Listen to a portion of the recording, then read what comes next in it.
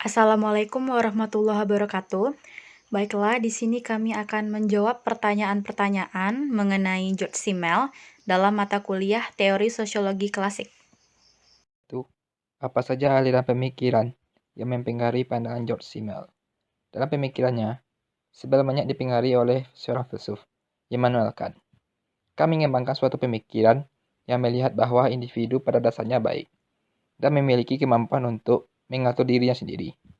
Dari pemikiran Kant, Simmel juga menyadari bahwa setiap manusia itu unik dan berbeda satu sama lain. Dalam hal lain, ia juga dipengaruhi oleh model evolusi Spencer mengenai kompleksitas sosial yang semakin bertambah. Evolusi ini berusaha menjelaskan perubahan masyarakat secara bertahap dari suatu struktur yang sederhana ke struktur yang lebih kompleks. Maka dari itu, dalam pemikiran tentang masyarakat, terlebih dahulu dia menjelaskan tentang individu. Baiklah, saya Nurul Hafifah akan menjelaskan jawaban pertanyaan nomor 2, yaitu apa yang dimaksud Simmel dengan asosiasi atau association. Simmel mengemukakan suatu konsepsi yang jelas mengenai pokok permasalahan yang terdapat dalam sosiologi dan strategi umum untuk membedakan ilmu sosiologi dengan ilmu psikologi, filsafat sosial, filsafat sejarah, atau ilmu lainnya. Pendekatan yang dikemukakan Simmel dalam pengidentifikasian dan penganalisaan bentuk-bentuk ini yaitu dalam bentuk yang berulang atau yang disebut pola-pola asosiasi, di mana asosiasi itu sendiri adalah terjemahan dari kata Jerman yang secara harfiah berarti proses di mana masyarakat itu terjadi. Asosiasi ini meliputi interaksi timbal balik. Melalui proses ini di mana individu saling berhubungan dan saling mempengaruhi, maka masyarakat itu sendiri muncul. Simmel mengemukakan bahwa ilmu sosiologi ini harus memiliki identifikasi dan analisa mengenai berbagai bentuk yang berulang dalam interaksi timbal balik melalui mana masyarakat itu muncul. Proses asosiasi ini pada masyarakat akan terjadi atau masyarakat akan terbentuk pada tingkatannya tertentu, di mana apabila sejumlah individu terjalin melalui interaksi dan saling mempengaruhi. Dan jelas bahwa proses asosiasi ini memiliki banyak variasi, mulai dari pertemuan sepintas antar orang-orang asing di tempat umum sampai ke ikatan persahabatan yang lama dan intim atau hubungan keluarga. Pertanyaan nomor 3. Bagaimana proses kemunculan masyarakat menurut Simmel? Munculnya masyarakat menurut Simmel dikenal dengan istilah yang secara harfiah berarti proses terjadinya masyarakat, atau disebut juga dengan istilah asosiasi atau association. Jadi, munculnya masyarakat terjadi karena adanya interaksi timbal balik yang mana dalam proses tersebut, individu akan saling berhubungan dan saling mempengaruhi. Masyarakat lebih daripada jumlah individu yang membentuknya lalu ditambah dengan pola interaksi timbal balik, di mana mereka saling berhubungan dan saling mempengaruhi. Akan tetapi, masyarakat tidak akan pernah ada sebagai suatu benda objektif yang terlepas dari anggota-anggotanya. Kenyataan itu terdiri dari kenyataan proses interaksi timbal balik. Pendekatan ini mengusahakan keseimbangan antara pandangan nominalis atau yang percaya hanya pada individu yang real dan pandangan realis atau teori organik atau yang mengemukakan bahwa kenyataan sosial itu bersifat independen dari individu yang membentuknya. Nah, untuk memahami perspektif Simmel, kita harus mengetahui dua konsep yang dikemukakan, yakni bentuk dan isi. Simmel tertarik untuk mengisolasikan bentuk atau pola di mana proses interaksi itu dapat dibedakan dari isi kepentingan, tujuan atau maksud tertentu yang sedang dikejar melalui interaksi itu. Yang mana isi kehidupan sosial meliputi insting erotik, kepentingan objektif, dorongan agama, tujuan membela dan menyerang, bermain, keuntungan, bantuan atau instruksi, dan tidak terbilang lainnya yang menyebabkan orang untuk hidup bersama dengan orang lain, untuk bertindak terhadap mereka, bersama mereka, melawan mereka, untuk mempengaruhi orang lain, dan untuk dipengaruhi oleh mereka. Sedangkan Simmel mencatat bentuk-bentuk asosiasi sebagai berikut: superioritas dan subordinasi, kompetisi, pembagian kerja, pembentukan partai perwakilan, solidaritas ke dalam, disertai dengan sifat menutup diri terhadap orang luar dan sebagainya. Bentuk-bentuk ini bisa dimanifestasikan dalam negara, dalam satu komunitas agama, dalam komplotan, dalam suatu asosiasi ekonomi, dalam sekolah kesenian, dan dalam keluarga. Di mana Simmel memberikan contoh, pembedaan antara bentuk dari isi dapat dilihat dalam suatu situasi ruang kelas. Andaikan besarnya bersifat konstan, maka bentuk interaksi dalam satu kelas psikologi akan mungkin sama dengan yang terdapat dalam satu kelas geologi, meskipun pokok permasalahannya berbeda. Lebih lagi kalau kedua contoh ini berhubungan dengan isi pendidikan, ciri-ciri tertentu dari bentuk superordinasi dan subordinasi yang sama mungkin terdapat dalam suatu perusahaan dagang, dalam hubungan antara pengawas dan staf. Mungkin ada beberapa perbedaan penting antara situasi-situasi ini, tetapi mereka tidak dapat dianalisa menurut suatu bentuk yang lain.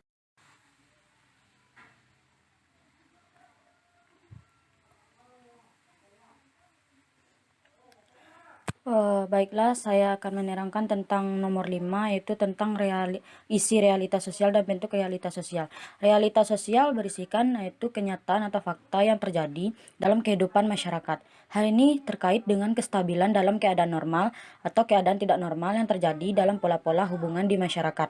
Bentuk realitas sosial itu realitas sosial objektif, itu adalah gejala-gejala sosial yang terdapat dalam kehidupan sehari-hari dan sering dihadapi oleh individu sebagai fakta. Kedua, realitas sosial subjektif.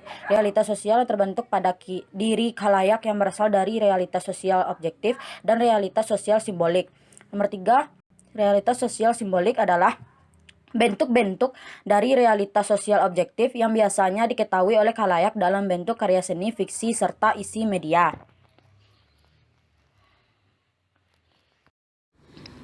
Baiklah, saya Nurmaidah Nasution BP 1015 akan menjelaskan sosiabilita menurut Simmel. Sosiabilita menurut Simmel adalah suatu bentuk murni dari sosiasi. Sosiasi seperti yang kita ketahui adalah proses di mana masyarakat itu terjadi melalui interaksi timbal balik. Seperti yang kita ketahui, interaksi adalah alat untuk mencapai suatu tujuan dan memenuhi kepentingan dalam suatu masyarakat. Dapat ditarik kesimpulan bahwa sosiabilita adalah interaksi demi interaksi dalam masyarakat itu sendiri yang tidak terbatas untuk mencapai suatu tujuan dan terpenuhinya kepentingan dalam suatu masyarakat. Contoh yang paling jelas dari sosiabilita adalah silaturahmi, di mana silaturahmi ini bertujuan untuk agar orang-orang berinteraksi tanpa terbatas pada masalah praktis sehari-hari dalam suatu masyarakat. 7. Mengapa menurut Simmel penting memahami bentuk dan isi realitas tersebut? Bagaimana Pentingnya proses memahami superordinasi bentuk dan subordinasi isi terjadi menurut dalam Simmel masyarakat dan adalah apa untuk akibatnya. mengisolasikan Simmel menjelaskan bentuk mengenai atau pola superordinasi dan di mana proses subordinasi interaksi atau itu dominasi dan dapat ketaatan dibedakan ini dalam dari kerangka isi interaksi kepentingan, di masyarakat. tujuan, Subordinasi atau ini maksud berupa tertentu ketaatan atau ketundukan yang sedang pada ingin superordinat didapatkan yang berkedudukan atau lebih dikejar tinggi. dalam interaksi Ada tersebut. 3 jenis subordinasi yang menurut Sebagai Simmel suatu dapat analoginya, menjelaskan fenomena ini. matematika adalah Yang studi pertama, subordinasi mengenai di hubungan bawah formal seorang antar individu. Hal jumlah-jumlah ini dan menunjukkan proses-proses dominasi logis seorang yang pemimpin, dapat di diterapkan mana yang pada berperan hubungan-hubungan sebagai itu superordinat tanpa dan isi tertentu ketaatan apapun. terhadapnya, di Geometri mana juga berhubungan dengan orang yang taat berbagai terhadap jenis pola seorang ruangan, pemimpin ini dianggap spasial, sebagai subordinat. spasial, Hal ini dapat dilihat dalam serta sebuah hubungannya keluarga yang yang terlepas mempunyai dari banyak isi pelayan, material maka pelayan tertentu. tersebut akan taat Simmel kepada majikan mereka. menggagaskan dalam suatu bayangan Hal mengenai ini bisa geometri kehidupan berdampak sosial positif dengan ataupun negatif mengidentifikasi kepada bentuk-bentuk yang dapat superordinat. diabstraksikan Yang dari selanjutnya proses adalah interaksi subordinasi yang yang melibatkan lebih dari berlangsung satu orang. terus dan Hal ini dianalisa cenderung secara lebih terlepas dari objektif isinya. dan hubungan atau interaksi yang terjalin tidak intens serta kurang menjangkau ranah pribadi. Selain keuntungan, kerugian baik mental maupun fisik dapat diterima oleh subordinat yang memiliki ketaatan terhadap superordinat ketika terjadi perselisihan antara superordinat dalam subordinasi yang melibatkan lebih dari satu orang ini. Yang ketiga yaitu pola subordinasi terhadap prinsip umum. Prinsip umum di sini bisa berarti hukum yang legal atau sekedar norma-norma yang diakui oleh anggota masyarakat. Contoh aktual yang dapat diambil dalam subordinasi terhadap prinsip umum ini adalah ketaatan anggota terorisme yang mengatasnamakan agama pada pemimpinnya. Prinsip yang diakui oleh kelompok ini sangat bertentangan dengan prinsip umum, yaitu hukum atau undang-undang, tetapi mereka tetap mengabdikan dirinya terhadap prinsip yang mereka percayai. Pertanyaan nomor 9. Mengapa menurut Simmel konflik merupakan realitas yang alamiah? Menurut Simmel, masalah mendasar dari setiap masyarakat adalah konflik antara kekuatan-kekuatan sosial dan individu. Karena, yang pertama, sosial melekat kepada setiap individu. Dan kedua, sosial dan unsur-unsur individu dapat berbenturan dalam individu meskipun pada sisi lain dari konflik merupakan sarana mengintegrasikan individu-individu. Karena setiap individu memiliki kepentingan yang berbeda-beda dan adanya benturan-benturan kepentingan tersebut mencerminkan dari sikap-sikap individu tersebut dalam usahanya memenuhi kebutuhannya. Dari sikap yang nampak ini, Simmel memiliki sebuah pemikiran yang menghasilkan konsep individualisme ini. Dari kepribadian yang berbeda, terwujud dalam prinsip-prinsip ekonomi masing-masing, persaingan bebas, dan pembagian kerja. Bentuk-bentuk konflik serta konsekuensi sosialnya. Ada beberapa bentuk-bentuk konflik menurut Simmel. Yang pertama, perbandingan antagonistik. Yang kedua, konflik hukum. Yang ketiga, konflik mengenai prinsip-prinsip dasar atau berbagai hal objektif yang mengatasi individu yang terlibat. Yang keempat, konflik antar pribadi yang memiliki mutu-mutu tertentu secara bersama. Yang kelima, konflik dalam hubungan yang intim. Yang keenam, konflik yang mengancam untuk mengacaukan suatu kelompok. Baiklah, konsekuensi sosialnya adalah salah satunya akan terjadi persaingan, di mana persaingan dilakukan untuk mendapatkan perhatian dari pihak ketiga.